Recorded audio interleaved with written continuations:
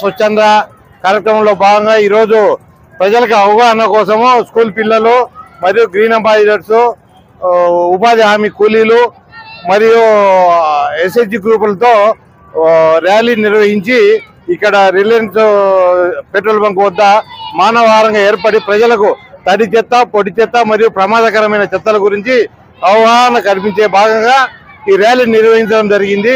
ఈ తడి చెత్త, పొడి చెత్త, ప్రమాదకరమైన చెత్త సాగ్రిగేషన్ చేసి మాకు ఇవ్వడం వల్ల, దాన్ని బయట ఎక్కడ చెత్త వేయకుండా మాకు అందించడం వల్ల గ్రామాలన్నీ పరిశుభ్రంగా ఉంటాయి. దానివల్ల అనారోగ్యం పాలు కాకుండా ప్రజలు ఆరోగ్యంగా ఉండడమే కాకుండా దానివల్ల వర్మీ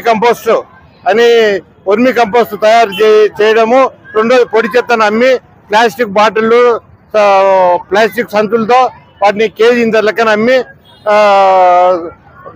సంపద తయారీ కేంద్రంగా ఎస్డబ్ల్యూపీసీని తయారు చేసేదానికి దాంట్లో భాగంగా ఆంధ్రప్రదేశ్ రాష్ట్రము చేపట్టే ప్రతిష్టాత్మకమైన ఈ కార్యక్రమాన్ని విజయవంతం చేసేందుకు ఇక్కడ రిలయన్స్ సెంటర్ వద్ద మానవహారంగా ఏర్పాటు చేసి ప్రజలకు అవగాహన కల్పించే భాగంగా దీన్ని ఏర్పాటు చేయడం జరిగింది. దీన్ని పాల్గొన్న సర్పంచ్ గారికి మరియు ఇతర పత్రికా విలేకరులకు, సచివాలయ సిబ్బందికి, స్కూల్ యాజమాన్యానికి, టీచర్లకు, విద్యార్థులకు, ఇంత శ్రమకు వచ్చి ఇక్కడ ఈ మానవహారం కోసం సహకరించిన పిల్లలకందరికీ కృతజ్ఞత తెలియజేసుకుంటూ సర్పంచ్ గారిని మాట్లాడవలసిందిగా కోరడమైంది. ఈరోజు ప్రొద్దుటూరు మండలం కొత్తపల్లె గ్రామ పంచాయతీలో స్వర్ణాంధ్రప్రదేశ్ స్వచ్ఛ భారత్ గా ఎక్కడైనా కానీ పంచాయతీలలో తడి చెత్త, పొడి చెత్త గురించి అవగాహన సదస్సును నిర్వహించినాము.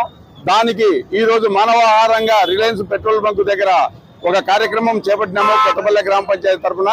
ఈ కార్యక్రమానికి ఇచ్చేసినటువంటి చిన్నారులు, 10th క్లాస్ పిల్లలు, స్వచ్ఛ భారత్ కు సంబంధించినటువంటి శానిటేషన్ సిబ్బందులు, సెక్రటరీలు, సచివాలయ సిబ్బంది అందరికీ కూడా హృదయపూర్వకంగా ధన్యవాదాలు తెలియజేసుకుంటున్నాను.